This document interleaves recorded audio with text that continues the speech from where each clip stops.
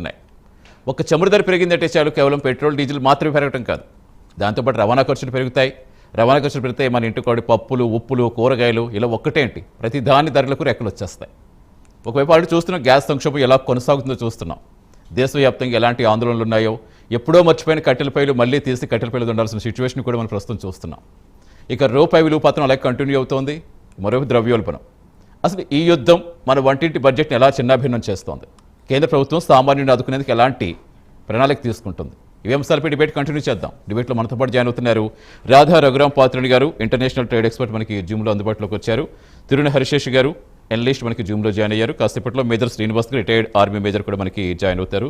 ఇద్దరికి నమస్తే అండి, వెల్కమ్ టు ది డిబేట్. ముందుగా రాధా రఘురాం పాత్రుని గారు, మీతో స్టార్ట్ చేద్దాం. చూస్తున్న చమురు ధరలు ఎలా ఉన్నాయో, $115 దాటేస్తుంది ప్రస్తుతం ప్రపంచవ్యాప్తంగా. ఇప్పుడు దాని ఎఫెక్ట్ కేవలం అక్కడితోటే ఆగదు, దానికి ఒక చైన్ లింక్లా ఉంటుంది కాబట్టి ప్రతి దాని మీద ఎఫెక్ట్ పడుతూనే వస్తుంది. అసలు ఎలా చూడాలి? మనము మామూలుగా మాట్లాడుకుంటే ఒకవేళ ముడి చమురు ధర అసలు $1 పెరిగితే మన దేశ ద్రవ్యోల్బణపై ఎంత ఎఫెక్ట్ చూపిస్తుంది? అసలు ఆ పరిస్థితులు ఎలా ఉంటాయంటారు? నమస్తే అండి, ప్రేక్షకులందరికీ, ప్రైమ్ 9 ప్రేక్షకులందరికీ నమస్కారం. ఎస్పెషలీ ఆల్రెడీ మనం వార్ 22nd డేలోకి చేరుకున్నాం. ఈ Iran, Israel and US war. So దీని ఇంపాక్ట్, ఎస్పెషలీ మనం ఇప్పుడు వార్ కనుక చూస్తే, వార్ నార్మల్ గా ఈ 3 దేశాల మధ్య ప్రారంభమైన ఇప్పుడు చూస్తే కంప్లీట్ గా ఇది ఒక energy crisis and energy and oil war గా, అలాగే గ్యాస్ వార్ గా చేంజ్ అయినటువంటి సందర్భం మనకు క్లియర్ గా కనిపిస్తోంది. అయితే ఎస్పెషలీ ఇప్పుడు అటాక్స్ కూడా చూసినట్లయితే, ఇటు ఇజ్రాయిల్ సౌత్ పార్ట్స్ లో ఉన్నటువంటి ఇరాన్ ముడి చమురు ఫీల్డ్స్ పై అటాక్ చేసింది, అలాగే గ్యాస్ ఫీల్డ్స్ పై అటాక్ చేసినటువంటి పరిస్థితి. అలాగే దీనికి బదులిస్తూ ఇటు ఇరాన్ కూడా ఇటు తన పక్కనే ఉన్నటువంటి ఖతార్ లో ఉన్నటువంటి ఈ gas LNG production unit and 1/5 of the world gas supply అంతా కూడా ఇక్కడ నుంచే అవుతుంది. సో ఈ గ్యాస్ సప్లై యూనిట్ ఈ రాస్ లఫాన్ లో ఉన్నటువంటి ఇండస్ట్రియల్ సిటీలో ఉన్నటువంటి గ్యాస్ యూనిట్ పై అటాక్ అయితే చేసింది. సో కంప్లీట్ గా వార్ అంతా కూడా ఇప్పుడు ఈ ఎక్కడైతే ఈ ఆయిల్ ప్రొడక్షన్ యూనిట్స్ ఉంటాయో, గ్యాస్ ప్రొడక్షన్ యూనిట్స్ ఉంటాయో, దీనిపై మరలిందని మనకు క్లియర్ గా అర్థమవుతోంది.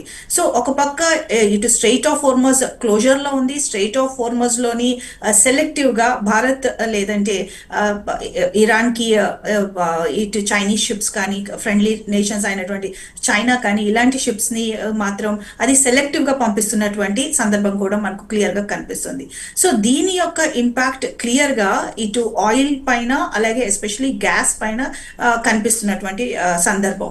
సో ఇనీషియల్ గా వార్ ప్రారంభం నాటికి $69 పర్ బ్యారెల్ ఉన్నటువంటి ఈ ఆయిల్ ప్రైస్ ఇప్పుడు చూసినట్లయితే 118 పర్ బ్యారెల్ గా కూడా చేంజ్ అయినటువంటి పరిస్థితి. అంటే ఎవ్రీ వీక్ మనం చూస్తే ఎవ్రీ వీక్ ఒక 7 to 10% ప్రైస్ హైక్ అన్నది మనకు క్లియర్ గా కనిపిస్తూ వస్తుంది. సో ఇది ఆయిల్ పరిస్థితి. అండ్ దీని యొక్క ఇంపాక్ట్ భారతే కాదు, మిగిలిన ప్రపంచ దేశాలు నియర్లీ 90 కంట్రీస్ లోని ఇన్ఫ్లేషన్ పై కనిపిస్తుంది అని చెప్పేసి గోల్డ్మన్ సాచెస్ వంటి సంస్థలు రిపోర్ట్ ఆల్రెడీ అందించాయి. సో ఒక పక్క గ్యాస్ ప్రైస్ కూడా మనం చూసినట్లయితే నియర్లీ గ్యాస్ ప్రైస్ ఇంపాక్ట్ కూడా క్లియర్ గా సిగ్నిఫికెంట్ గా కనిపిస్తుంది. ఇనీషియల్ 1 వీక్ లోని ఇంటర్నేషనల్ గ్యాస్ ప్రైసెస్ ఒక 10% పెరిగితే లేటర్ ఆన్ నియర్లీ 20 to 30% కూడా పెరిగిన సందర్భం కూడా మనకు క్లియర్ గా కనిపిస్తుంది. ఎస్పెషలీ గ్యాస్ కనుక చూస్తే ఖతార్ మనకి 47% వరకు మన గ్యాస్ నీడ్స్ అంతా మనం ఖతార్ నుంచే తెచ్చుకుంటాం. సో ఈ ఖతార్ లో ఉన్నటువంటి ఈ ఇండస్ట్రియల్ సిటీలో ఉన్నటువంటి LNG యూనిట్ పై ఇంపాక్ట్, ఇన్ఫాక్ట్ మన భారత్ కి ఒక 20 years కాంట్రాక్ట్ కూడా రీసెంట్ గానే కూడా మళ్ళీ మనం చేయడం కూడా జరిగింది. సో దీని ఈ గ్యాస్ యొక్క ఇంపాక్ట్ కూడా మన భారత్ వంటి దేశాలపై పడుతుంది. సో ఒక పక్క గ్యాస్ కానీ, అలాగే ఇటు ఆయిల్ పైన కానీ ఇంపాక్ట్ పడినటువంటి సందర్భంలో అది normal day to day life లో, బికాస్ ట్రాన్స్పోర్టేషన్ పైన ఎప్పుడైతే ఇంపాక్ట్ పడుతుందో ప్రతి సెక్టర్ పై దీని ఇంపాక్ట్ అయితే మనకు క్లియర్ గా కనిపిస్తున్నటువంటి సందర్భం కూడా మనకి చూస్తున్నాం. అండ్ దీంతో పాటు కంటైనర్స్ అంటే strait of Hormuz already closure లో ఉంది ఫ్రమ్ లాస్ట్ 22 days అండ్ సెలెక్టివ్గా ఇరాన్ అక్కడ నుంచి షిప్స్ పంపిస్తున్నటువంటి సందర్భంలో ప్రతి కంటైనర్ కూడా ఇటు దాని ఆల్టర్నేటివ్ రూట్ అయిన కేప్ ఆఫ్ గుడ్ హోప్ అంటే through Africa Cape of good hope కానీ లేదంటే మరొక ఆల్టర్నేటివ్ రూట్ కానీ తీసుకున్నటువంటి సందర్భంలో ప్రతి కంటైనర్ పై కూడా $3,000 to nearly $3,000 to $4,000 per container increase కూడా ఇక్కడ మనకి కనిపిస్తుంది. సో ఇటు మనం తెచ్చుకుంటున్నటువంటి ఇంపోర్ట్స్ ఎస్పెషలీ మనకి వెస్ట్ ఏషియా నుంచి ఆయిల్ అండ్ గ్యాసే కాదు, మనం సోడియం కానీ ఫర్టిలైజర్స్ కానీ మిగిలిన ఇంపోర్ట్స్ కూడా ఎస్పెషలీ ఇండస్ట్రియల్ నీడ్స్ కి కావాల్సినటువంటి పెట్రోకెమికల్స్ ఇంపోర్ట్స్ కూడా మన భారత్ లోకి వస్తున్నటువంటి సందర్భంలో సో వీటిపైన కూడా ఇంపాక్ట్ క్లియర్ గా కనిపిస్తుంది. ఎస్పెషలీ ఎంఎస్ఎంఈస్ ఏవైతే ఎల్ఎన్జీ పైన డిపెండెంట్ అవుతున్నాయో ఈ ఇండస్ట్రియల్ యూనిట్స్ పైన కూడా ఈ gas price hike impact clear గా కనిపిస్తుంది. అంటే మీరు ఇంటర్నేషనల్ ట్రేడ్ ఎక్స్పర్ట్ కూడా ఇప్పుడు మార్కెట్స్ చూస్తున్నాం జనరల్గానే ఎక్కడ ప్రపంచవ్యాప్తంగా ఎక్కడ ఏ చిన్న ఇష్యూ జరిగినప్పటికీ అది ముందుగా మార్కెట్స్ మీద ఎఫెక్ట్ చూపిస్తూ ఉంటుంది. దట్టు ఇప్పుడు ఈ స్థాయిలో జరుగుతోంది. ఎందుకంటే యుద్ధాలు చాలాసార్లు యుద్ధం జరిగిన ప్రతిసారి కూడా మార్కెట్స్ మీద ఎఫెక్ట్ ఉంటుంది. బట్ ఈ యుద్ధ ప్రభావం తక్కువ రోజులైనప్పటికీ దాని ఇంపాక్ట్ చాలా విపరీతంగా ఉంది ప్రపంచవ్యాప్తంగా. అసలు మార్కెట్స్ పరిస్థితి ఏంటంటారు? కంటిన్యూస్గా అది డౌన్ఫాల్ అవ్వడం చూస్తూనే వస్తున్నాం. 24,000 సెన్సెక్స్ అండ్ నిఫ్టీ 24,000 75,000 క్లియర్ గా మార్చ్ నుంచి మనకి డౌన్ ఫాల్ అయితే సెన్సెక్స్ నిఫ్టీ మీద కనిపిస్తుందండి. దీంతో పాటుగా Sensex Nifty down turn and maybe long run లోని హార్డ్ అసెట్స్ పై ఇప్పుడు ఇన్వెస్ట్ చేస్తే మేబీ ఆఫ్టర్ ఫ్యూ మంత్స్ దాని రిటర్న్స్ ఉండొచ్చు. బట్ ప్రెసెంట్ అయితే కంప్లీట్ గా ఈ సెన్సెక్స్ నిఫ్టీ డౌన్ ఫాల్ అయితే మనకు క్లియర్ గా కనిపిస్తుంది. దీంతో పాటు మరి క్రూషియల్ గా భారతదేశం నుంచి వెళ్తున్నటువంటి ఎక్స్పోర్ట్స్ ఎస్పెషలీ వెస్ట్ ఏషియా మనకి one of the crucial and significant trade partner గా ఉన్నటువంటి సందర్భంలో మన ఆంధ్రప్రదేశ్ నుంచి వెళ్తున్నటువంటి బనానాస్ కోసం మనం ఆల్రెడీ మన ప్రోగ్రామ్ లోనే మాట్లాడుకున్నాం. దీంతో పాటు అరకు కాఫీ ఒకటి మోస్ట్ సార్ట్ అవుట్ ఎక్స్పోర్ట్ అన్నమాట ఈ వెస్ట్ ఏషియాలకి. సో దీనిపైన క్లియర్ గా ఇంపాక్ట్ కనిపిస్తుంది. దీంతో పాటు fresh fruits and vegetables export చేసినటువంటి ఎక్స్పోర్టర్స్ కూడా వాళ్ళు డౌన్ ఫాల్ చూస్తున్నారు. అండ్ ఎస్పెషలీ మన తెలంగాణ అండ్ ఆంధ్రప్రదేశ్ నుంచి poultry export especially festive season లో వెస్ట్ ఏషియాలో హ్యూజ్ డిమాండ్ ఉన్నటువంటి సందర్భంలో పౌల్ట్రీ ఎక్స్పోర్ట్స్ డౌన్ ఫాల్ మనకి క్లియర్ గా కనిపిస్తుంది. దీంతో పాటు మన భారతదేశం నుంచి వెళ్తున్నటువంటి ఈ ఫ్రెష్ ఫ్రూట్స్ కానీ వెజిటేబుల్స్ కానీ అలాగే మిగిలిన మెషినరీ సెక్టర్ ఎక్స్పోర్ట్స్ కానీ సో ఇవన్నీ కూడా వెస్ట్ ఏషియాకి వెళ్తున్నటువంటి సందర్భంలో వీటన్నిటిపైన ఇంపాక్ట్ చూపిస్తుంది. అండ్ మనం ఇంపోర్ట్ చేసుకుంటున్నటువంటి వస్తువులలో అలాంగ్ విత్ పెట్రోకెమికల్స్ ఇందాక చెప్పినట్టు సోడియం కూడా మనం ఇంపోర్ట్ చేసుకుంటాం. Fertilisers are one of the crucial significant import product గా ఉన్నది. సో ఫర్టిలైజర్స్ అవసరం మనకి మరి కొద్ది 1 or 2 months లో మరి ఫర్టిలైజర్స్ కూడా కావాల్సి ఉంటుంది. సో ఇది కూడా ఇంపాక్ట్ అవుతున్నటువంటి సందర్భం. అండ్ ఎస్పెషలీ మన భారతదేశం నుంచి 9.5 million ఇండియన్స్ అక్కడ వెస్ట్ ఏషియాలో వర్క్ చేస్తున్నారు. So every year $51 billion remittances మనకి వెస్ట్ ఏషియా నుంచి వస్తుంది. సో దీనిపైన కూడా ఇది కూడా మన భారతదేశ జీడీపై రెమిటాన్సెస్ కూడా హ్యూజ్ ఇంపాక్ట్ చూపించినటువంటి సందర్భం. అండ్ వెస్ట్ ఏషియన్ ఎకానమీస్ అయితే వాళ్ళకి హ్యూజ్ ఇన్ఫ్రాస్ట్రక్చర్ లాస్ ఒకటి కనిపిస్తుంది. వాళ్ళ ఏవియేషన్ సెక్టర్ కంప్లీట్ గా దెబ్బతింది. అండ్ మన భారతదేశం నుంచి నియర్లీ 1,700 ఫ్లైట్ క్యాన్సిలేషన్స్ కూడా మనం చూసాం. అండ్ ఇన్ఫాక్ట్ ఫ్లైట్ ప్రైజెస్ లో కూడా in fact including domestic flight prices రాబోయే కాలంలో 2,000 నుంచి 10,000 రూపీస్ వరకు పెరిగే సందర్భం. బికాస్ ప్రీమియం ఇన్సూరెన్స్ ఇవన్నీ పెరుగుతాయి. అండ్ రూట్స్ కూడా నియర్లీ 8 డిఫరెంట్ రూట్స్ ని ఏవియేషన్ సెక్టర్ ఆ రూట్స్ లో వెళ్ళకూడదు అని చెప్పి కూడా ఇప్పటికే ఒక డిరెక్షన్స్ ఇచ్చింది. సో దీని యొక్క ఇంపాక్ట్ ఇటు ఏవియేషన్ సెక్టర్ పై కూడా మనకు క్లియర్ గా కనిపిస్తుంది. టూరిజం సెక్టర్ మన భారతదేశంలో ఉన్నటువంటి టూరిజం సెక్టర్ పై కూడా ఇది కనిపిస్తుంది. సో భారతే కాదు మిగిలిన whole of the global economy కూడా 4.4% ఇన్ఫ్లేషన్ కూడా ఎక్స్పెక్ట్ చేస్తున్నాం. So this is going to be a huge global impact and global impact తో పాటు భారత్ కూడా ఆటోమేటిక్ ఇంపాక్ట్ అయిపోతుంది. ఎస్ మేడం కంటిన్యూ చేద్దాం. శేషు గారు నమస్తే అండి. యుద్ధం స్టార్ట్ అయినప్పుడు చాలా సందర్భాల్లో మాట్లాడుకున్నాం ఈ గ్యాస్ సంక్షోభం గురించి. గ్యాస్ కొరత లేదని ఒకవైపు ప్రభుత్వం చెప్తూ ఉంటుంది, గ్రౌండ్ రియాలిటీలో చూస్తే మనకి చాలా డిఫరెంట్గా కనిపిస్తూ ఉంటుంది. ఎందుకంటే టెక్నికల్ ఇష్యూస్ అంటే చాలా చోట్ల బుక్ అవుతుంది, గ్యాస్ రావట్లేదు, మనీ కట్ అవుతుంది, గ్యాస్ రావట్లేదు. సో సందిట్లో సడేమియా అన్నట్టుగా బ్లాక్ మార్కెటింగ్ ఒకటి. అసలు ఏంటి ఏం జరుగుతుంది ముందు గ్యాస్ గురించి మాట్లాడుకుందాం. అసలు ఏంటి మీకు ఏమనిపిస్తోంది? ఎందుకంటే ఇందాకే కొద్దిసేపటి క్రితం పెట్రోలియం శాఖ కూడా అనౌన్స్ చేస్తుంది, రాష్ట్రాలకు పంపిస్తున్నవి కొరత ఉండదు, 20% పెంచామనేది చెప్పుకుంటూ వస్తుంది. అదంతా వాస్తవమేనా? మనకి అది సామాన్యుడి ఫ్యూచర్ ఏం చెప్పుకోవాలి? ఇప్పుడు అందరికి నమస్కారం. నమస్తే. చెప్పండి. మీరు అడిగిన ప్రశ్నలోనే సమాధానం ఉంది. అది యుద్ధ యొక్క స్వభావం, ఇట్స్ ఎన్ వార్ నేచర్, అట్లానే ఉంటుంది. ఒకసారి వార్ స్టార్ట్ అయితే దాని నేచర్స్ ఇవన్నీ బయటపడుతుంటాయి. ఈ యుద్ధంలో కూడా అదే మనకు కనపడుతుంది. దానికి చెప్పే ముందు మీకు చిన్న స్టోరీ చెప్తాను. ఏంటి అని అంటే, G7 దేశాలతోటి ట్రంప్ ఇటీవల మాట్లాడారు. మాట్లాడే సందర్భంలో జపాన్ ప్రధానమంత్రి తకాయిస్తో కూడా మాట్లాడారు. మీ ఇంగ్లీష్ బాగుందని అన్నాడు. దాంతో పాటు ఏమన్నాడంటే, పెరల్ హార్బర్ ని ముంచటంతో జరిగిన పరిణామం ఏంటి అనేటటువంటి ఒక సంకేతం చెప్పాడు. ఆ పెరల్ హార్బర్ ని జపాన్ యువబోంట్లు ముంచటంతో రెండో ప్రపంచ యుద్ధంలోకి అమెరికా ఎంటర్ అయింది. అమెరికా ఎంటర్ అయిన తర్వాతనే అక్కడ ఫలితాలు తారుమారైనటువంటి విషయాన్ని మనం గమనించాలా. అయితే రెండో ప్రపంచ యుద్ధం ఏం ఫలితం ఏంటి? ఒకసారి మనం ఇది మూడో ప్రపంచ యుద్ధానికి దారితీస్తుందా అనే చర్చలు జరిగాయి కదా. అసలు మనం మూడో ప్రపంచ యుద్ధానికి దారితీస్తుందా లేదా అని మనం చర్చించే బదులు ముందుగా మనం అసలు రెండో ప్రపంచ యుద్ధ ఫలితం ఏంటో తెలుసా? అందరూ పరాజితులే. రెండో ప్రపంచ యుద్ధంలో గెలిచిన వాళ్ళు, ఓడిన వాళ్ళు అందరూ పరాజితులే. అందుకని రెండో ప్రపంచ యుద్ధం తర్వాత American president Franklin Roosevelt, Britain prime minister Winston Churchill ఇద్దరు కలిసి బోస్టన్ టీ పార్టీలో వాళ్ళు ఒక 2 అంతర్జాతీయ సంస్థలకి పురుడు పోశారు. అవే Bretton wood, twins of Bretton wood, IMF, IBRD అనే సంస్థలు వచ్చాయి. అవి 2 ప్రపంచ ఆర్థిక వ్యవస్థలను పునర్నిర్మాణం చేయడానికి వచ్చినటువంటి సంస్థలు. అందుకని గెలిచిన ఆర్థిక వ్యవస్థలు, ఓడిపోయిన దేశాల ఆర్థిక వ్యవస్థలు ధ్వంసమైనాయి. బట్ ఇప్పుడు యుద్ధం కూడా అదే ఛాయలు కనపడుతున్నాయి. ఇరాన్, ఇజ్రాయెల్, అమెరికాకు మాత్రమే ఈ యుద్ధ ప్రభావం పరిమితం కావటం లేదు. ఇది ఒక గ్లోబల్ ఇంపాక్ట్ గా మారుతుంది.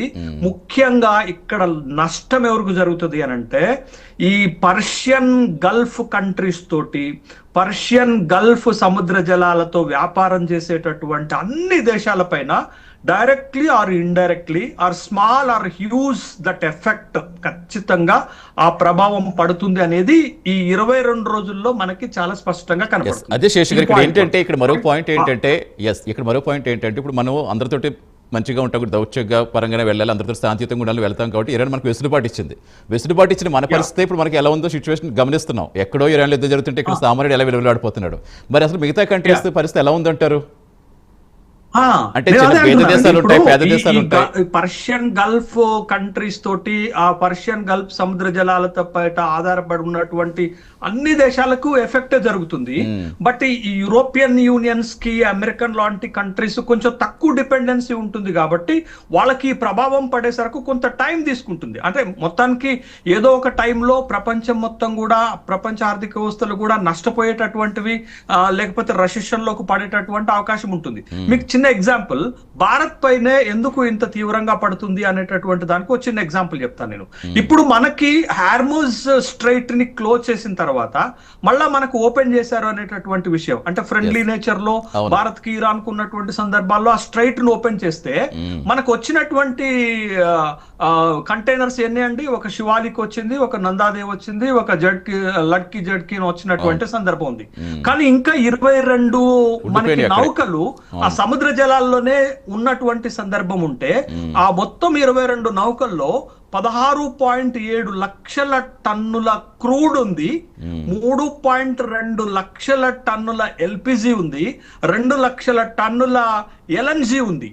బట్ అది రావటం లేదు కదా మనకి. మామూలు టైంలో, న్యాచురల్ టైంలో ఆ షిప్స్ అన్ని కూడా ఇండియాకి వచ్చి ఉంటే వాటి ద్వారా వచ్చేటటువంటి LNG కానీ, LPG కానీ, క్రూడ్ తో కానీ మనకి ఏ సమస్య రాదు.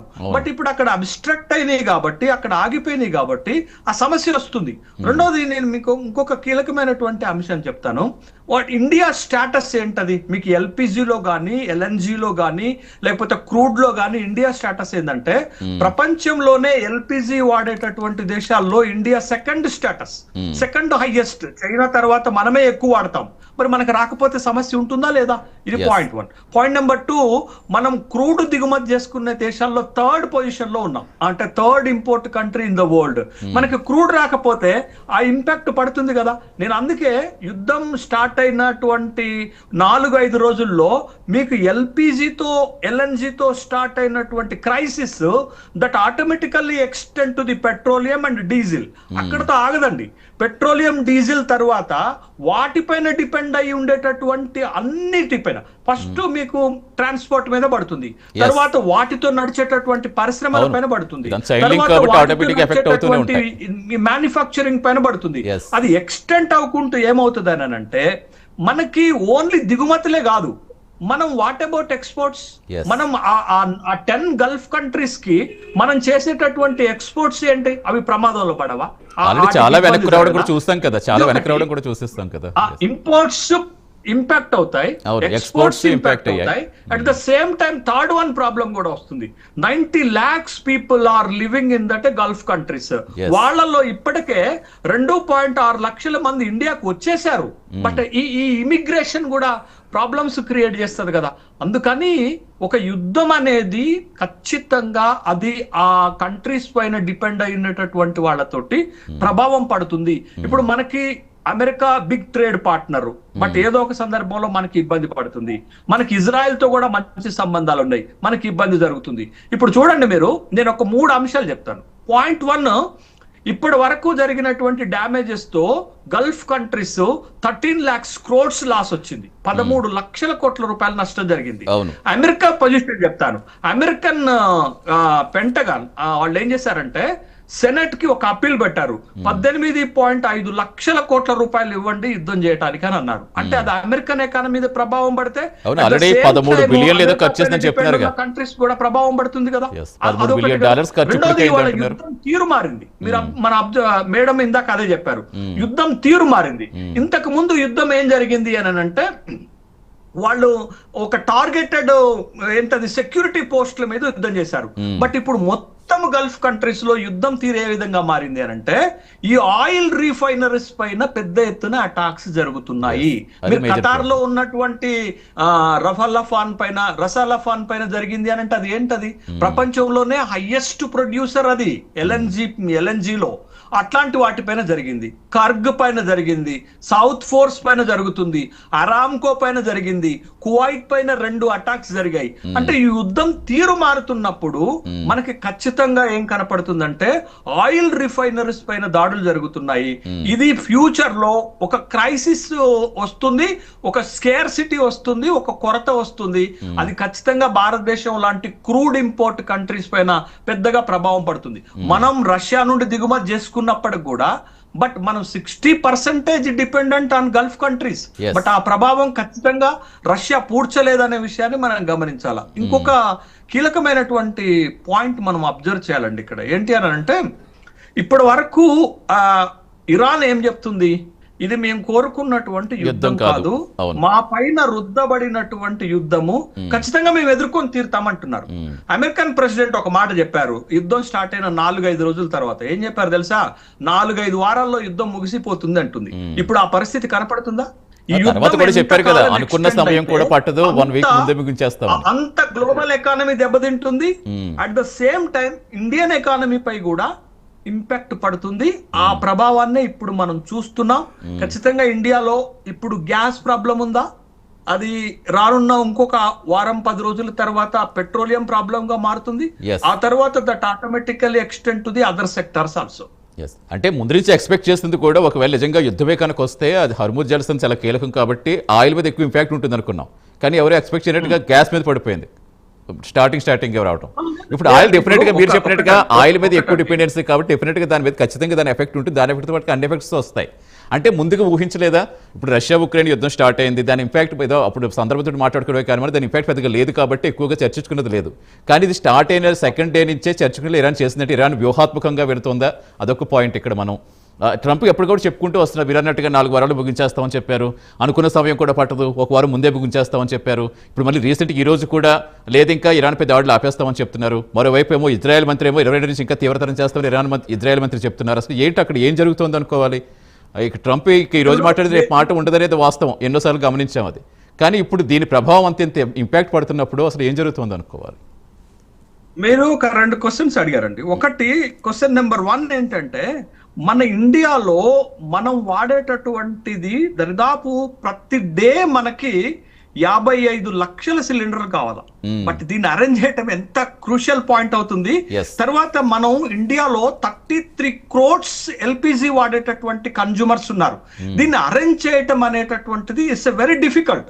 మనకి ఏ ఇబ్బంది లేకుండా ఇంపోర్ట్స్ వస్తే మనం దీన్ని అరేంజ్ చేయగలుగుతాం. But is there any obstruction, is there any problem that arise, immediately effect on that one. మనం ఎన్ని జాగ్రత్తలు తీసుకున్నా, ఎన్ని ప్రికాషన్స్ తీసుకున్నా ఖచ్చితంగా అది యుద్ధ స్వభావమే కాబట్టి పడుతుంది. దాన్ని మనం తాత్కాలికమే బేర్ చేయాలి. బట్ మనం కోరుకోవాల్సింది ఏంటి అంటే యుద్ధం తొందరగా ముగియాలి అనేటటువంటి ఒక కోరిక చేయాలి. ఇక మీరు ఇంకొక ప్రశ్న అడిగారు కదా, ఆ క్వశ్చన్ ఏంటి అనంటే, జనరల్ గా ట్రంప్ ఏం ఊహించారనంటే, ఇరాన్ లో ఉన్నటువంటి ఫ్రంట్ లైన్ లీడర్షిప్ ని మనం టార్గెట్ చేసి వాళ్ళని చంపేస్తే మీకు వెనుజులా తీరులో కానీ, ఇరాక్ తీరులో కానీ, లిబియా తీరులో కానీ అలాగే ఇరాన్ లొంగిపోతుంది అని అనుకున్నారు. కానీ మీరు చూడండి, లాస్ట్ 3 days లో 4 ఇంపార్టెంట్ అలీ లారీ జానీతో సహా, అంటే ఐఆర్జీసీలో కీలకమైనటువంటి వ్యక్తితో సహా ఒక 4 ఇంపార్టెంట్ ఇరానియన్ లీడర్ ని చంపేసిన ఎక్కడ ఇరాన్ తగ్గట్ల యుద్ధంలో. ఇంకా ఇరాన్ దాడులు పెంచింది తప్ప ఎక్కడ కూడా ఇరాన్ సెట్ బ్యాక్ అయినటువంటి సందర్భం మనకి కనపడట్లేదు. కాబట్టి ఇరాన్ కి ఒక చరిత్ర ఉందండి. ఏం చరిత్ర ఉందంటే, బట్ దాంతో ఈ యుద్ధంతో దాన్ని కంపేర్ చేయలేను కానీ, బట్ మనం హిస్టరీని కూడా వెనకకు వెళ్ళి చూడాల్సినటువంటి అవసరం ఉంది. వన్ థింగ్, మీకు ఇరాక్ యుద్ధం 8 సంవత్సరాలు కంటిన్యూ చేసిన చరిత్ర ఇరాన్ కు ఉంది, ఒకటి పాయింట్. రెండోది, ఇరాన్ మద్దతు లేకుండా హమాస్ 2.5 సంవత్సరాలు ఇజ్రాయెల్ దాడులను తట్టుకొని నిలబడగలుగుద్దా? ఒక్కసారి ఆలోచించండి. 2023 అక్టోబర్ 7వ తారీఖు నాడు హమాస్ ఇజ్రాయెల్ పైన దాడులు చేస్తే మొన్న వాళ్ళ మధ్య సంధి కుదిరింది. 2.5 సంవత్సరాలు ఆ దాడులు కొనసాగాయి. అంటే మనకి ఇక్కడ ఏం ఇండికేషన్ కనపడుతుంది? ఇరాన్ అనేది అంత సింపుల్ గా అమెరికాకి, ఇజ్రాయెల్ కి లొంగేటటువంటి దేశం కాదు. యుద్ధము కొనసాగుతుంది. బట్ యుద్ధాన్ని ఆపేటటువంటి బాధ్యత ప్రపంచంలో ఎవరో ఒకరు తీసుకోకపోతే that very much impact on the world economy, global economy. At the same time Bharat లాంటి దేశాలపైన కూడా ఆ ప్రభావం ఉంటుంది. కాబట్టి ఎవరు తీసుకుంటారని మీరు అనుకుంటున్నారు? అంటే శేషు గారు, మీ అబ్జర్వేషన్ లో శాంతి కాముకులు కోరుకోవాలి, ఇండియన్స్ కూడా కోరుకోవాలి, ఇండియన్ గవర్నమెంట్ కూడా కోరుకోవాలి. డెఫినెట్ గా మనం ఎప్పుడు అదే కోరుకుంటాం. మనం ఎవరు యుద్ధాన్ని కావాలి, ఎవరు కోరుకోరు ప్రపంచవ్యాప్తంగా. అంటే ఇక్కడ జరుగుతుంది ఏమనుకోవాలి? ఎందుకంటే మీరు చెప్పినట్టుగా ఇప్పుడు యుద్ధం వాళ్ళు స్టార్ట్ చేస్తారు, ముగింపు మేమే పలుకుతామని ఇరాన్ ముందు నుంచి అదే మాట చెప్తుంది.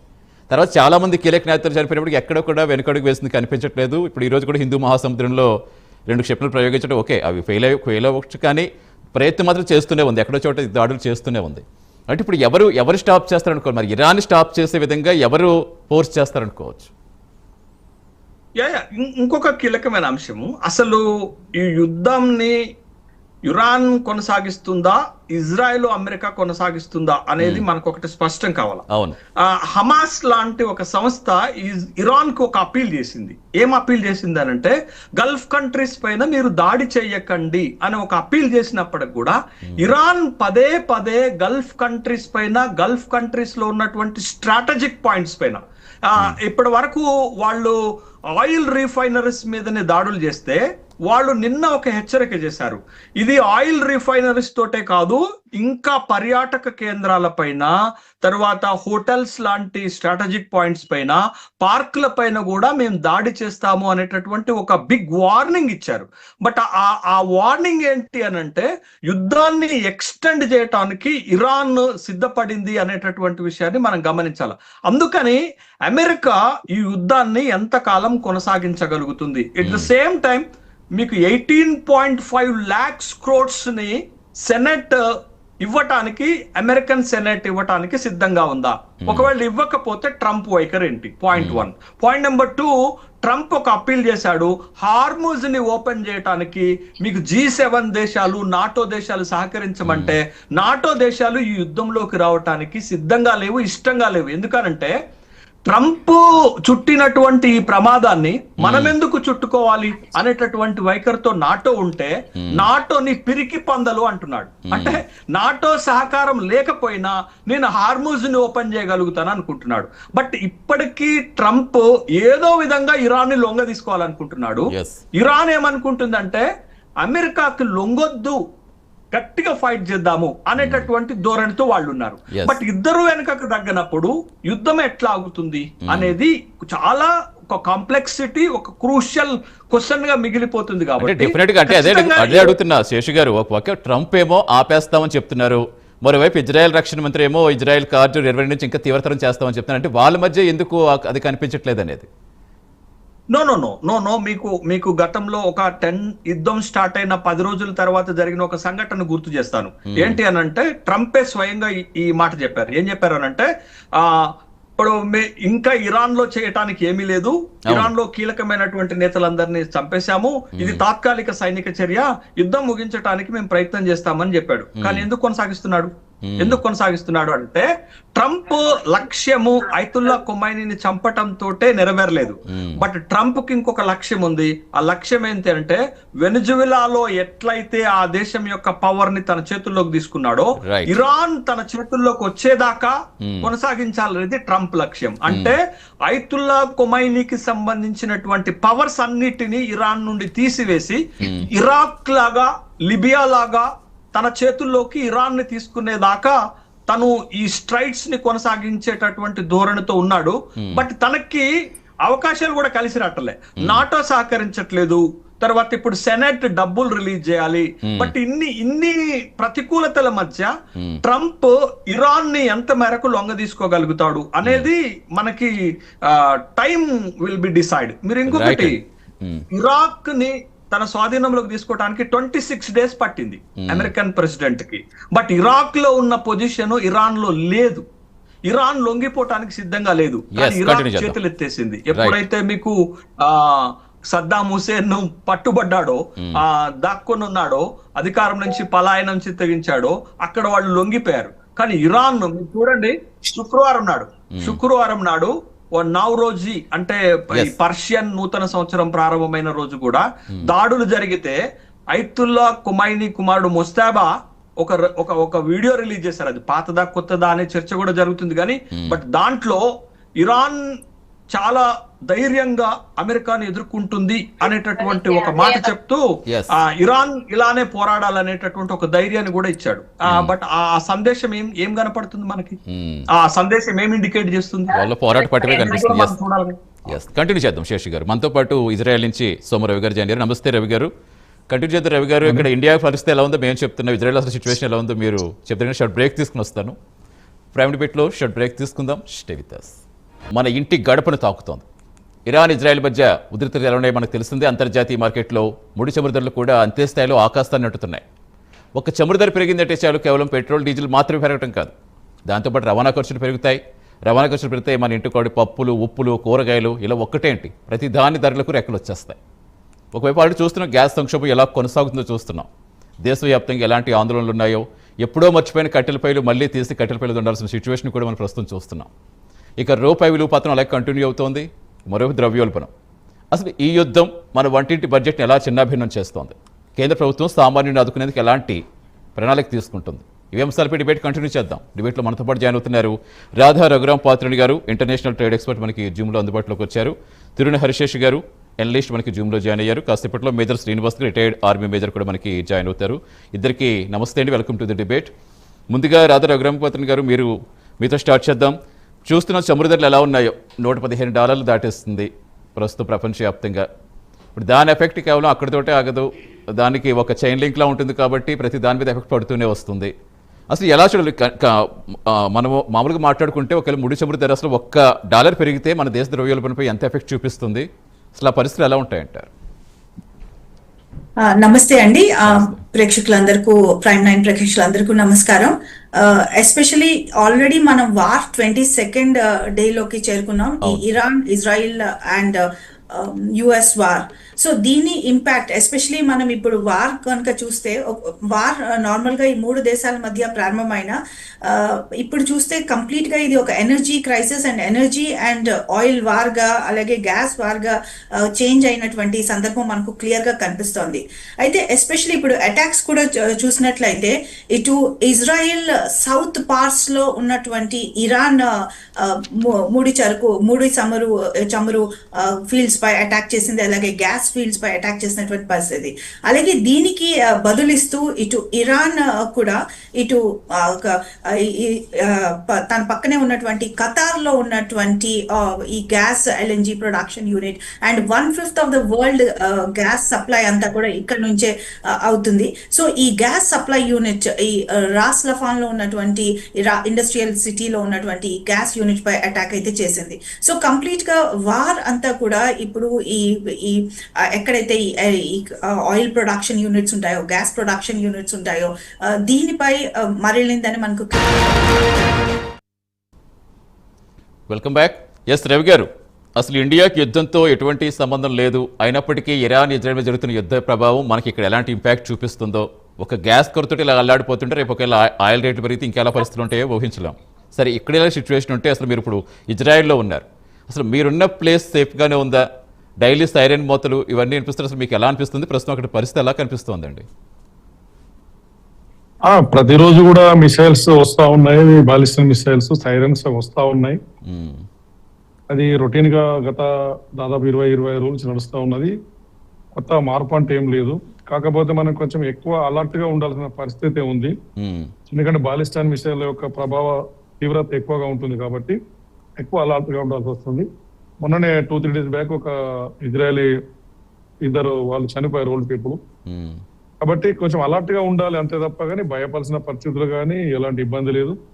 ఏదైనా సమస్య ఉందంటే ఓన్లీ ఎవరైతే మన ఇండియాకు వెకేషన్ పై వెళ్ళారో, ఇంటికి కుటుంబ సభ్యుల్ని కలిసి 1 నెల 2 నెలలు ఉండి తిరిగి వద్దాం అనుకునే వాళ్ళు, యుద్ధం కారణంగా ఆగిపోవడము, లేకపోతే ఎవరైతే ఇండియా వెళ్ళాలనుకునే వాళ్ళు ఆగిపోవడం. ఫర్ ఎగ్జాంపుల్ నేనే ఉన్నాను, ఆ కూతురు పెళ్లి మొన్న లాస్ట్ సాటర్డే సండే ఉండే, నేను పెళ్లికి అటెండ్ అవుతున్నా కానా అనే ఒక ఇది ఉండే. చివరి క్షణంలో సండే మార్నింగ్ పెళ్లి, సాటర్డే నైట్ నేను అమెరికా వచ్చాను. సో ఇట్లాంటి ప్రాబ్లమ్స్ తప్ప ఈ లోకల్ ఇజ్రాయెల్లో ఎలాంటి ప్రాబ్లం లేదు, ఎలాంటి టెన్షన్స్ లేవు. వీటన్నిటికీ అందరము చాలా కొన్ని సంవత్సరాలుగా మాకు ప్రిపేర్ లోనే ఉన్నాం కాబట్టి. కాకపోతే ఏంటంటే గతానికి ఇప్పటికున్న పోలిక ఏంటంటే హమాసు, హిజ్బుల్లా వాళ్ళు పంపేటటువంటి మిసైల్స్ యొక్క తీవ్రత తక్కువ, ఇరాన్ పంపిస్తున్నటువంటి బాలిస్టిక్ మిసైల్ యొక్క తీవ్రత ఎక్కువ. కాబట్టి ఎక్కువ అలర్ట్ గా జాగ్రత్తగా మాత్రం ఉండాలి, నెగ్లెక్ట్ చేయకుండా. మనకి ఎందుకంటే మనకు 5 నిమిషాల ముందే ఫోన్ కు మెసేజ్ వస్తుంది, ఆ ఫ్యూ మినిట్స్ లో మీకు మిసైల్స్ వచ్చే అవకాశం ఉంది, అలర్ట్ గా ఉండమని. అది ఎట్లుందంటే సైరన్స్ తో వస్తుంది, మనము నిద్రలో కూడా మేల్కుంటాం, అంత సౌండ్ తో ఫోన్ కు వస్తుంది మొత్తం దేశం అంతటా. సో ఆ తర్వాత ఒక ఫ్యూ మినిట్స్ లో పర్టికులర్ ఏరియాకు సైరన్ వస్తుంది. ఆ సైరన్ వచ్చినప్పుడు విత్ ఇన్ 1.5 minute లోపల బంకర్లకు వెళ్తే ఎలాంటి ప్రమాదం లేదు. ఈ మధ్య కొన్ని చెదురుమాదులు జరిగిన కూడా వాళ్ళు ఇమ్మీడియట్లీ బంకర్లకు వెళ్ళకపోవడము, లేకుంటే డిలే కావడం చేత కొంత డ్యామేజ్ జరిగింది తప్ప భయపడాల్సిన పరిస్థితి ఏం లేదు. ఎక్కువ అలర్ట్ గా మాత్రం ఉండాల్సిన పరిస్థితి ఉంది. అంటే బయటికి నార్మల్ గానే వెళ్తున్నారండి కంపెనీస్ కి, అది అలా వెళ్ళే అవకాశం ఉంటుందా, లేదా ఇంట్లోనే ఉండమని ఏమైనా అలర్ట్స్ ఇస్తున్నారా? వెళ్తున్నా. ఆల్రెడీ గవర్నమెంట్ నీకు బయట 50 మంది వరకు కలిసే అవకాశం ఇచ్చింది. ఇండోర్ లో అయితే 100 మంది వరకు ఉండొచ్చు మనకు సేఫ్టీ ఉంటే, అవుట్డోర్ లో 50 people వరకు గ్యాదర్ కావచ్చు. అంటే ఈ గ్రాసరీస్ పరిస్థితి ఏంటండి? గ్రాసరీస్ కి అది మరి వెళ్ళి తీసుకుని ఎప్పుడులాగే వెళ్ళి తీసుకునే అంత వెసులుబాటు ఉందా, లేదంటే కనుక ఏమైనా రిస్ట్రిక్షన్స్ పెట్టారా? అలాంటిది ఏం లేదు, రెగ్యులర్ గా ఓపెన్ ఉన్నాయి, ఎప్పుడు ఓపెన్ ఉన్నాయి, దానికి ఎలాంటి ఇబ్బంది కూడా లేదు, అలాంటి పరిస్థితి లేదు. గ్రోసరీ గానీ నిత్యావసరాలు గానీ ఎలాంటి ఇబ్బంది లేదు. అసలు ఈ నెల రోజుల్లో ఎప్పుడు కూడా బంద్ లేవు. యుద్ధం ప్రారంభం నుంచి దాదాపు 20 రోజులు అవుతుంది. అంటే జనరల్ గా దుబాయ్ ఇలాంటి ప్లేస్ లోనే పెట్టారు కదా, గల్ఫ్ దేశాల్లో దుబాయ్ కానీ ఖతర్ కానీ సౌదీ కానీ ఇలాంటి చోటే చాలా కొన్ని రిస్ట్రిక్షన్స్ ఎక్కువ పెట్టారు కదా. అంటే ఇజ్రాయెల్ స్వయంగా జరుగుతున్నప్పుడు అక్కడ ఈ ధరల పెరుగుదల కానీ హైక్ అవ్వడం కానీ ఏమి లేదంటారా? నార్మల్ గానే కనిపిస్తుంది మొత్తం. ధరల ప్రభావం ఎంతో కొంత ఖచ్చితంగా ప్రపంచ అన్ని దేశాల్లో ఉంది కదా, అదే అడుగుతుంది. మాకే కనిపిస్తుంది కదా ఇక్కడ గ్యాస్ ఆగిపోవడము, ఇవన్నీ ఖచ్చితంగా ప్రపంచంలో ప్రతి దేశం మీద పరోక్షంగా ఉంటుంది. Not only Israel, not only India. కాబట్టి పర్టికులర్ గా స్పెషల్ గా యుద్ధం కారణంగా ఇజ్రాయెల్ వచ్చిన ఇబ్బందులు ఏం లేవు. రొటీన్ గా గత కొన్ని సంవత్సరాలుగా ఏ విధమైన వాతావరణం ఉంది, ఇప్పుడు అదే ఉంది. కాకపోతే ఏంటంటే కొంచెం ఎక్కువ అలర్ట్ గా ఉండాల్సిన పరిస్థితి ఉంది, నెగ్లెక్ట్ చేయకుండా. అంటే గల్ఫ్ దేశాల నుంచి చాలా మందిని భారతీయులు ఇక్కడికి తరలించారు, ఎవరైతే వర్క్ కోసం వస్తారో వాళ్ళని. అంటే ఇజ్రాయెల్ వరకు మనం చూసుకుంటే ఇజ్రాయెల్ ఎంతమంది ఉంటారండి ఇంచుమించుగా ఇండియన్స్ అనేవారు? మన ఇండియన్స్ 50,000 ఉంటామండి, 50,000 ఉంటాం. తెలుగు వాళ్ళం 7,000 వరకు ఉంటాము. అయితే ఇప్పుడు లాస్ట్ 2 years బ్యాక్ కూడా ఇండియన్ గవర్నమెంట్ ఫ్లైట్స్ అరేంజ్ చేస్తే కూడా ఎవరు వెళ్ళలే. ఐ థింక్ 1,100 మంది వెళ్ళారు, దాంట్లో 600 పీపుల్ రిటర్న్ వచ్చారు. ఇప్పుడు 50,000 మంది ఉన్న గవర్నమెంట్ ఫ్లైట్స్ అరేంజ్ చేసినా మాక్సిమం 1000 మంది పోతున్నారు, అంతకుమించి ఎవరు పోరు. ఎందుకంటే అందరు సేఫ్టీగా ఉన్నారు, భయం లేదు. కాకపోతే ఏంటంటే జస్ట్ అలర్ట్ గా ఉండాలా, నెగ్లెక్ట్ గా ఉండొద్దు, అదొకటే. ఈవెన్ ప్రెసెంట్ కూడా ఇజ్రాయెల్ ఎయిర్పోర్ట్ బంద్ ఉన్నప్పటికీ జోర్డాన్ అండ్ ఈజిప్ట్ ల ద్వారా రోడ్డు మార్గాన్ని వెళ్ళొచ్చు. ఇవాళ ఇప్పుడు నేను రోడ్డు మార్గాన్ని వచ్చాను ఇప్పుడు అమెరికాకు. ఓకే, ఖచ్చితంగా మా కూతురు యొక్క పెళ్లి అటెండ్ కావాలి ఎట్టి పరిస్థితుల్లో. ఎక్కడ బ్రేక్ పడలేదు కదా? పర్లేదండి, అంటే బై బస్సులో లేదా కార్లలో మనం బై రోడ్డు జోర్డాన్ వెళ్ళి మన జోర్డాన్ నుంచి అమ్మా నుండి నేను ఫ్లైట్ లో ఇజ్రాయెల్ వచ్చాను. మళ్ళీ ఇప్పుడు 31st రిటర్న్ బ్యాక్ ఇజ్రాయెల్ వెళ్తున్నాను, మళ్ళీ 10 రోజులు వెళ్తాను. సో డైరెక్ట్ అంటే ఎయిర్పోర్ట్ క్లోజ్ ఉంది కానీ ఇక మిగతా సమస్యలు ఏం లేవు, రోడ్డు మార్గాన్ని రావచ్చు పోవచ్చు. ఎందుకంటే చాలా మంది గల్ఫ్ దేశాల్లో మనకి వర్క్ కోసం విలువలు ఎక్కువ ఉంటారు. ఇప్పుడు మీలో సెటిల్ అయిన వాళ్ళు అంటే వేరే ఇజ్రాయెల్ కంటే తక్కువ, కానీ ఎక్కువగా దుబాయ్ ఇలాంటి చోట అక్కడ ఉన్న భయం అనేది ఎక్కువ వేస్తుంది. లేదు, మీకు డిఫరెంట్ ఉందండి. గల్ఫ్ వాళ్ళకి ఎక్స్పీరియన్స్ లేదు, ఇది కొత్త వాళ్ళకు. ఇట్స్ లైక్ జీవితంలో వాళ్ళు ఎప్పుడు ఊహించాలి ఇలాంటి యుద్ధం వస్తుంది, ఇలాంటి మన మీద అటాక్ జరుగుతుంది, ఇలాంటి వాళ్ళకి అనుభవం లేదు. కాబట్టి కొంచెం ఎక్కువ వాళ్ళు ఆందోళన చెందొచ్చు. కానీ మాకు కొత్త కాదు కదండి, మాకు సంవత్సరంలో కనీసం 2-3 సార్లు అయితే ఉంటది. ఇది మాకు అలవాటే కదా యుద్ధం. మళ్ళీ ఇంకోటి ఏంటంటే ఈ ఇరాన్ తో ప్రారంభమైన యుద్ధం కూడా దాదాపు ఒక 15 రోజుల ముందే మేము ప్రిపేర్, మాకు తెలిసి వస్తుందని. మోడీ వెళ్ళిన మరుక్షణమే 2 రోజులకో 3 రోజులకో వారం రోజులకో స్టార్ట్ అవుతుందని వీఆర్ ఆల్రెడీ ప్రిపేర్. మోడీ గారు వెళ్ళంగా స్టార్ట్ అవుతుందని. కాకపోతే మేము ఏమనుకున్నామంటే ఇక్కడ మనకు హోలీ ఉంటుంది కదా, అక్కడ ఇజ్రాయెల్ లో కూడా వాళ్ళకు పండుగ ఉంటుంది, ఆ పండుగ తర్వాత స్టార్ట్ అవుతుంది అనుకున్నాం. ఒక 2-3 రోజుల ముందే స్టార్ట్ అయింది. అదొకటే డిఫరెంట్ తప్ప we are already prepared going to be start. అంటే అక్కడ గ్రౌండ్ రియాలిటీ మీరు చూస్తారు కాబట్టి మీకు కాన్ఫిడెన్స్ ఉండొచ్చు. కానీ ఇక్కడ మీరు రిలేటివ్స్ కానీ లేదా దుబాయ్లో చాలా మంది ప్రతి ఇంటికి ఎవరో ఒకరికి సంబంధించిన మనుషులు ఉంటారు గల్ఫ్లో, వాళ్ళకి కానీ భయం అనేది వేస్తూ ఉంటుంది. అంటే మీరు వాళ్ళతో ఫేస్ చేసినప్పుడు ఎలా అనిపించింది మీకు? ఎవరితోని?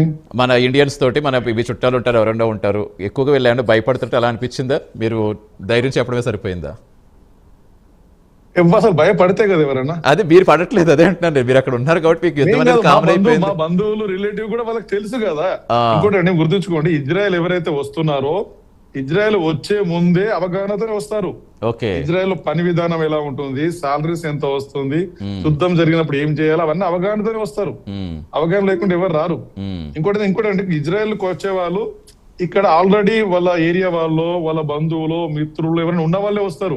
ఇజ్రాయెల్ గురిలో ఎవరు తెలియని వ్యక్తులు, ఎవరు కొత్త ఏరియా నుంచి రారండి. ఫర్ ఎగ్జాంపుల్ మనం ఇప్పుడు తెలుగు రాష్ట్రాల్లో తీసుకుంటే అంటే ఎక్కువ 80% ఉభయ గోదావరి జిల్లాల నుంచి ఉంటారు, ఆంధ్రప్రదేశ్ నుంచి. అదే తెలంగాణలోకి వస్తే Nizamabad parliament like Jagtial, Armoor sir నుంచి ఎక్కువ మంది ఉంటారు. మిగతా ఏరియా వాళ్ళు తక్కువ మంది ఉంటారు. సో ఈ ఏరియా వాళ్ళకి వచ్చే వాళ్ళకి అందరికి దే నో ఎవ్రీథింగ్.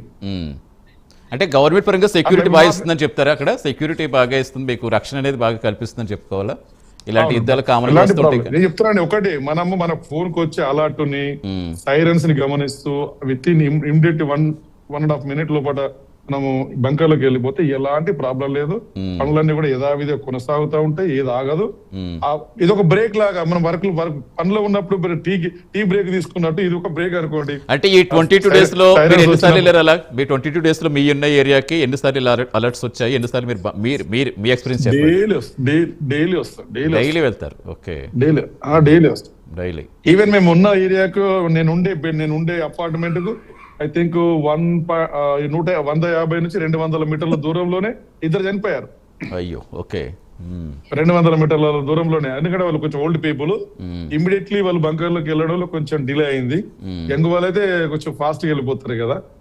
ఏదన్నా ప్రాబ్లం ఉంటే ఓల్డ్ పీపుల్ వాళ్ళు స్వయంగా కదిలి వెళ్ళలేని వాళ్ళు, అలాంటిలో కొంచెం ఇబ్బంది ఉంటుంది తప్ప మిగతా ఎవరికి ఉండదు. అంటే డ్యామేజ్ ఏమన్నా బాలిస్టిక్స్ పడ్డప్పుడు మిసైల్స్ మీరు వెళ్ళిపోతారు బంకర్స్ లోకి, డ్యామేజ్ అయింది మీ అపార్ట్మెంట్స్ కానీ, అది మీరు ఉండే హౌసెస్ కానీ ఎక్కడైనా ఏదైనా డ్యామేజ్ అయిన సందర్భాలు ఉన్నాయా? అదే ఆ ఒక్క అపార్ట్మెంట్ అక్కడ పెద్ద శకలం వచ్చి పడ్డది కాబట్టి డైరెక్ట్ మిసైల్ వచ్చి పడలేదు. ఓకే. శకలంలో పెద్ద సైజులో శకలం వచ్చి పడ్డది కాబట్టి ఆ ఇల్లు డ్యామేజ్ అయింది. అలాగే మన భారత రాయబార కార్యాలయం కూడా ఉంటుంది, టచ్ లో ఉంటుందండి మీకు కంటిన్యూస్ గా ఏమన్నా? 24 గంటలు అందుబాటులో ఉంటుంది, అందుబాటులోనే ఉంటుంది, 24 hours అందుబాటులో ఉంటుంది. వాళ్ళు మేము పంపిస్తాము ఏర్పాట్లు చేస్తామని రిజిస్టర్ చేసుకోమంటే వెళ్ళేవారు లేరండి. ఇండియన్ ఎంబసీ కూడా ఆల్రెడీ బై రోడ్డులో జోర్డాన్ అమర్ వరకు తీసుకెళ్లి ఇక్కడ వదిలేయడానికి సిద్ధంగా ఉంది. ఆపరేషన్ అజయ్ ఏదో పెట్టారు, ఆపరేషన్ అజయ్ సంథింగ్ ఏదో పెట్టారు దానికి, ఏదంత ఐడియా లేదు కానీ వెళ్ళారు. ఇప్పుడు మన తెలుగు వాళ్ళు నేనే 4-5 పంపించాను. ఓకే, అలాంటిది ఏం లేదు. కానీ అక్కడ వాళ్ళు అయితే ఏం భయపడలేదు, అందరూ సేఫ్ కాబట్టి అందరూ సేఫ్ గా ఉన్నారు, ఎవరు భయం అయితే పడట్లేదు, అందరూ సేఫ్ గా ఉన్నారు, ఎలాంటి భయం లేదు. కొంచెం మీరు కూడా టీవీల ద్వారా చెప్పగలిగేది ఉంటే నెగ్లెక్ట్ చేయకండి. ఇమీడియట్లీ మెసేజ్ ఫోన్ కి వచ్చే మెసేజ్ ని సైరన్స్ ని ఫాలో అవ్వండి. That's all. డెఫినెట్ గా అలర్ట్ గా ఉంటే సరిపోతుంది, అలర్ట్ గా ఉంటే సరిపోతుంది. అది మస్ట్ అండి, అది మస్ట్. కంటిన్యూ చేద్దాం సార్. ఎస్, రాధారఘురామ్ పత్రి గారు, ఇప్పుడు ఇందాక మనం మాట్లాడుకున్నాం ఇంచుమించుగా మన దేశం దాదాపు 80% ఆయిల్ దిగుమతి చేసుకుంటుంది. అంటే ఇప్పుడు ఇలాంటి సమయంలో రూపాయి పతనం అడ్డుకోవాలంటే ఎలా? రూపాయి పతనం ఒకవైపు ఇలా ఉంటుంది, దీంతో పాటు మనకి ఇంకా ఎన్ని ఇష్యూస్ పెరుగుతాయో తెలియదు. దాన్ని అడ్డుకోవాలంటే ఎలాంటి యాక్షన్ ప్లాన్ రూపొందించుకోవాలి? తప్పకుండా అండి. ఫస్ట్ రూపీ డిప్రిసియేషన్ కోసం మాట్లాడదాము. దాని తర్వాత ఇందాక మీరు ఒక ఇంట్రెస్టింగ్ క్వశ్చన్ అడిగారు, ఎగ్జిట్ స్ట్రాటజీ ఉందా ఈ వార్ అయితే స్టార్ట్ అయిందని. So first rupee depreciation. So ఒక పక్క చూస్తే మన భారత ఆర్థిక వ్యవస్థ చాలా బాగా ఉంది and it is in a very good shape. Because మన జీడిపి గ్రోత్ రేట్ కూడా చూస్తే మనం 6.5% ఆన్ ఎన్ యావరేజ్ గ్రో అవుతున్నాం. బట్ రూపీ చూస్తే రూపీ డిప్రిసియేషన్ ఈ రోజు మన రూపీ వాల్యూ కనుక చూసుకున్నట్లయితే నియర్లీ 92 రూపీస్ పర్ డాలర్ గా ఉన్నటువంటి పరిస్థితి.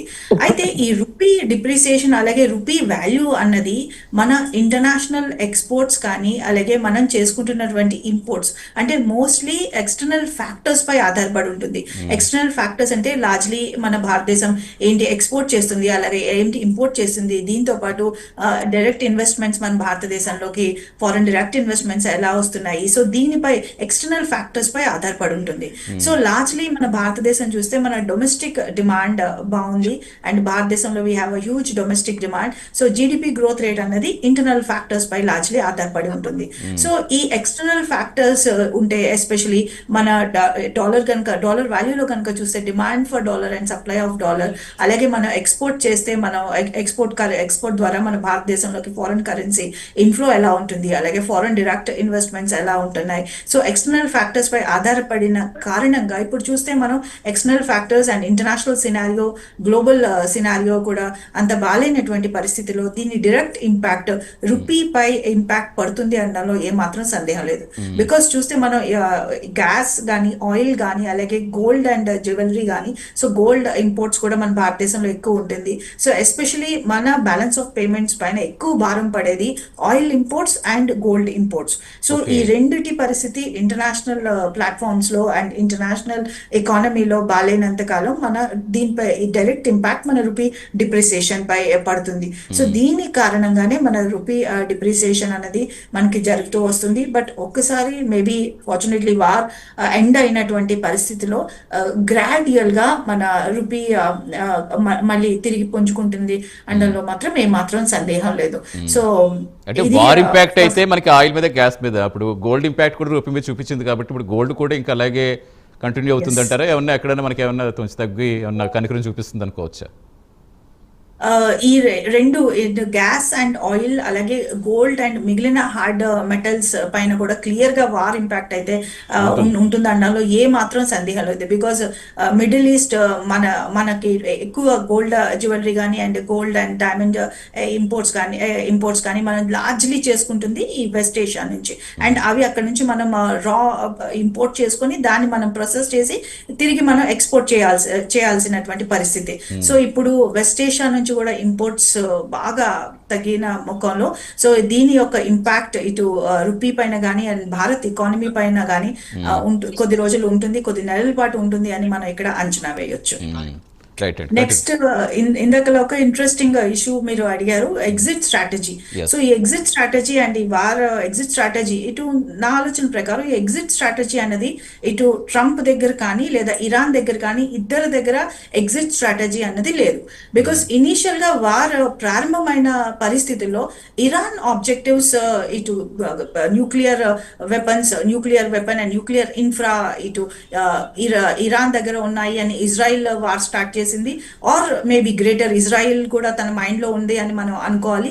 దీంతో పాటు ట్రంప్ స్ట్రాటజీ ఏమంటే Trump maybe petro dollar supremacy కోసం ఈ వార్ చేశారు, ఆయిల్ కోసం అని ఒక విశ్లేషణ వినిపిస్తుంది. దీంతో పాటు మరొక కారణం అయితే ఈ Trump domestic and economic situations నుంచి, అంటే యుఎస్ లో ఉన్నటువంటి domestic and economic and social situation నుంచి డైవర్షన్ కోసం వార్ స్టార్ట్ చేశారు అని ఒక అనాలిసిస్ చేస్తున్నాం. అయితే వార్ ఏ విధంగా స్టార్ట్ అయినా కూడా ట్రంప్ దగ్గర ఇప్పుడు ఈ clearly doesn't have a clear exit strategy. So exit strategy అంటే ఈ ఇరాన్ పెట్టిన డిమాండ్స్ కి అతను అగ్రీ చేయాలి, బికాస్ ఇరాన్ ఆల్రెడీ 3 డిమాండ్స్ పెట్టినటువంటి పరిస్థితి. ఒకటి, ఇరాన్ సుప్రిమసీ అగ్రీ చేయాలి, అండ్ వార్ లో జరిగినటువంటి ఇన్ఫ్రాస్ట్రక్చర్ డ్యామేజ్ అంతా కూడా యుఎస్ అండ్ ఇజ్రాయెల్ భరించాలి. దీంతో పాటు యుఎస్ అండ్ ఇజ్రాయెల్ కూడా ఫ్యూచర్ లో వార్స్ ఏమి రావని ప్రామిస్ చేయాలని ఇటు ఇరాన్ తన యొక్క ఇష్యూస్ ని వినిపిస్తున్నటువంటి పరిస్థితిలో సో ట్రంప్ దగ్గర క్లియర్ గా ఒక ఎగ్జిట్ స్ట్రాటజీ లేదని మనం భావించాలి. అయితే ఇరాన్ దగ్గర ఎగ్జిట్ స్ట్రాటజీ ఉందా అంటే ఇరాన్ దగ్గర కూడా క్లియర్ గా ఎగ్జిట్ స్ట్రాటజీ లేదు. Because I think Iran from last so many years they already are prepared for this particular war. దీంతో పాటు Iran already Saddam Hussein downfall 11 to 12 days లో కంప్లీట్ గా రెజిమ్ కొలాప్స్ అయిపోయింది. And complete గా ఎప్పుడైతే ఆ supreme power collapse అయిపోతుందో so clear గా అక్కడ వార్ ఎండ్ అవుతుంది. అండ్ వెనిజులా ఒక ఎగ్జాంపుల్ మన దగ్గర లైవ్ గా ఉంది. సో ఈ రెండు చూసిన తర్వాత ఐ థింక్ ఇరాన్ వాళ్ళు 31 ప్రావిన్సెస్, ఈచ్ ప్రావిన్స్ వాళ్ళు కంప్లీట్ గా మొసాయిక్ డిఫెన్స్ కానీ ఫార్వర్డ్ డిఫెన్స్ కానీ 2 డిఫెన్సెస్ వాడుతున్నటువంటి సందర్భంలో so each independent Iran unit, Iran province is actually acting as independent unit. వాళ్ళ దగ్గర వాళ్ళకి కావాల్సినటువంటి మిసైల్స్ పైలప్ ఉన్నాయి, వాళ్ళ దగ్గర స్ట్రాటజీ ఉంది, వాళ్ళ దగ్గర ఈ సెక్యూరిటీ పైలప్ కూడా ఉంది, and under ground cities, missile cities కూడా ఉన్నాయి. సో వాళ్ళు ఆల్రెడీ దే ఆర్ డీసెంట్రలైజ్డ్, వాళ్ళు పవర్ డీసెంట్రలైజ్ చేశారు. బికాస్ ఎప్పుడైతే సుప్రీం సెంట్రల్ పవర్ కొలాప్స్ అవుతుందో, కొలాప్స్ అవడం వాళ్ళు చూశారు మిగిలిన రీజన్స్ లో. So they have completely decentralise their powers and using all mosaic defence strategies along with the forward defence strategy. So ఈరోజు చూస్తే F-35 ని కూడా వాళ్ళు కూల్చేసినటువంటి, అంటే F-35 కూడా కొట్టేసినటువంటి స్ట్రాటజీ కూడా వాళ్ళు ఉపయోగిస్తున్నారు. అండ్ లేటెస్ట్ ఇష్యూ ఏంటంటే 400 kilometers అవే యూకే లో ఉన్నటువంటి ఎయిర్ బేస్, యూకే కూడా పర్మిషన్ ఇచ్చింది తన ఎయిర్ బేస్ యూజ్ చేయడానికి యుఎస్ ని. సో ఆల్రెడీ 400 kilometers అవే ఉన్న యూకే ఎయిర్ బేస్ ని కూడా, ఎయిర్ బేస్ పైన కూడా అటాక్ జరిగింది. సో ఇనీషియల్ గా నాటో ఫోర్సెస్, EU ఫోర్సెస్ వాళ్ళెవరు కూడా యుఎస్ తో కలిసి రాము అని చెప్పారు. బట్ లేటెస్ట్ ఇన్ఫర్మేషన్ మనకు అందుతుంది ఏంటంటే Japan along with some UK and some NATO allies వాళ్ళు స్ట్రెయిట్ ఆఫ్ హార్మోస్, బికాస్ అది బ్లాక్ అయి ఉంది, సో దాన్ని విడిపించడానికి వాళ్ళు అగ్రీ అయ్యారని తెలుస్తోంది. సో ఇప్పుడున్నటువంటి సిచ్యువేషన్ లో if other countries also participate in this war, this is going to be very pathetic to the world economy. And ఖచ్చితంగా అండి, ఒక్కటేనే కాదు కదా, అన్ని దేశాలు కూడా ఆర్థిక వ్యవస్థలో చాలా ఇంపాక్ట్ చూపిస్తోంది.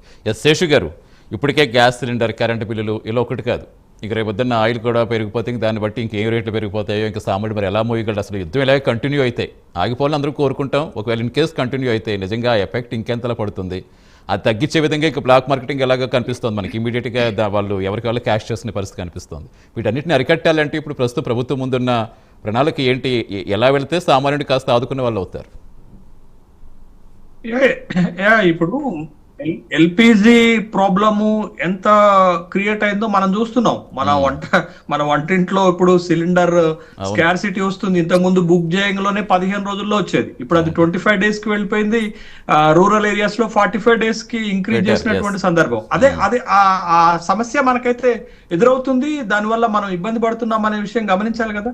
రెండవది, మీరు పెట్రోలియంస్ కి వచ్చేసరికి స్ట్రాటజిక్ పెట్రోలియం రిజర్వ్స్ SPRs ఉంటాయి. మనకున్నటువంటి ఏంటి అని అంటే మనకి SPRs తక్కువ. మన రిజర్వ్స్ పెట్టుకునేటటువంటి సామర్థ్యం మనకు తక్కువ ఉంది. మనం ఎంత చేయగలిగినా ఒక 74 days కి రిజర్వ్స్ పెట్టగలుగుతాము. ప్రస్తుతం మనకు ఉన్నటువంటి సిచ్యువేషన్ ఒక 35 బిలియన్ బ్యారెల్ రిజర్వ్స్ ఉన్నాయి. అవి 74 days కి సరిపోతాయి.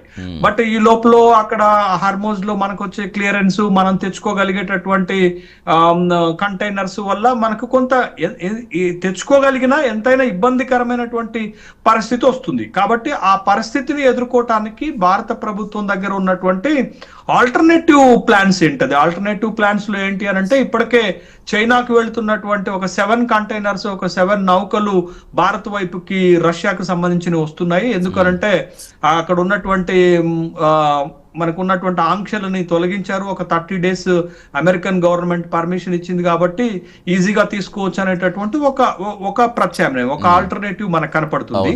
బట్ సమస్య మాత్రం ఖచ్చితంగా అరైజ్ అవుతుంది. ఇప్పటికే ఆ సమస్య రాబోతున్నటువంటి ఇండికేషన్స్ కూడా మనకి ఇండియాలో కనపడుతున్నటువంటి సందర్భం ఉంది. బట్ గవర్నమెంట్ ఎలా ఈ క్రైసిస్ ని, అటు ఎల్పిజి క్రైసిస్ ని, ఇటు పెట్రోలియం క్రైసిస్ ని ఎట్లా నెగ్గుకు రాగలుగుతుంది?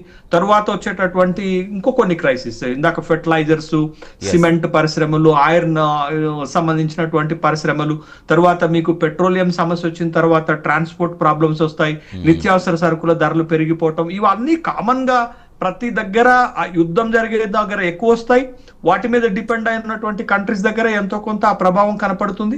బట్ వాటిని ఎదుర్కొనేటటువంటి ప్రణాళికలు, వాటిని ఎదుర్కొనేటటువంటి ఆల్టర్నేటివ్ ప్లాన్స్ కూడా గవర్నమెంట్స్ చేస్తే పబ్లిక్ కి కొంత ఉపయోగకరంగా ఉంటుంది. మంచి క్వశ్చన్ అడిగారండి. ఏంటి అని అంటే, మన రూపీ ఏంటి, తర్వాత ఇంటర్నేషనల్ ట్రేడ్ లో వచ్చేటటువంటి ప్రభావం ఏంటి అని అన్నారు. చాలా సింపుల్ థింగ్ ఏంటి అని అంటే, ఇప్పుడు మనకి యుద్ధం స్టార్ట్ అయినప్పుడు ఒక బ్యారల్ ఆయిల్ $69 ఉంటే ఇప్పుడు అది 119 కి పెరిగింది. అంటే మన ఇంపోర్ట్ బిల్ పెరుగుతుంది కదా. మనం ఎక్కువ 60% కి అబోవ్ మనం దీన్ని క్రూడ్ ఆయిల్ ని దిగుమతి చేసుకుంటున్నప్పుడు మన ఇంపోర్ట్ బిల్ పెరుగుతుంది. మన ఇంపోర్ట్ బిల్ పెరిగినప్పుడు మన దగ్గర ఉన్నటువంటి ఫారిన్ రిజర్వ్స్ ఖర్చు అయిపోతుంటాయి. ఆ ఖర్చు అయిపోతున్నటువంటి సందర్భంలో ఖచ్చితంగా అది మన రూపీని స్ట్రెంగ్తెన్ చేయకుండా వీకెన్ చేస్తుంది. అట్ ద సేమ్ టైమ్ మనం ఈ కంట్రీస్ కి ఎక్స్పోర్ట్ చేసేటటువంటివి కూడా ఇబ్బందుల్లో పడతాయి. కాబట్టి అది ఎక్స్పోర్ట్స్ అండ్ ఇంపోర్ట్స్ లో వచ్చే సమస్య అంతా వచ్చి డైరెక్ట్ గా ఎకానమీ స్ట్రెంగ్త్ మీద ప్రాబ్లం పడుతుంది. తర్వాత రూపీ మీద నెగటివ్ ప్రభావం పడుతుంది. కాబట్టి ఖచ్చితంగా అది ఇంపోర్ట్ బిల్లుని పెంచేస్తుంది. అందుకే ఖతార్ ఆల్రెడీ ఒక వార్న్ చేసింది, యుద్ధం ఇట్లనే కొనసాగితే ఒక బ్యారెల్ ముడి చమురు ధర 150కి పోతుందని చెప్పారు. ఇరాన్ కూడా ఒక వార్న్ చేసింది, $200 చెప్పారు. మీరు $1 పెరిగితే ఇండియాకి 1 year కి 13,000 crores ఎఫెక్ట్ పడుతుంది. ఒక $10 పెరిగితే ఒక ఇయర్ కి 1,00,000 కోట్ల రూపాయల ప్రభావం పడుతుంది. కాబట్టి మనం ఈ పేమెంట్స్ అన్ని కూడా ఎంత కాదనుకున్న డాలర్ లో చేయాల్సినటువంటి సందర్భం వస్తుంది.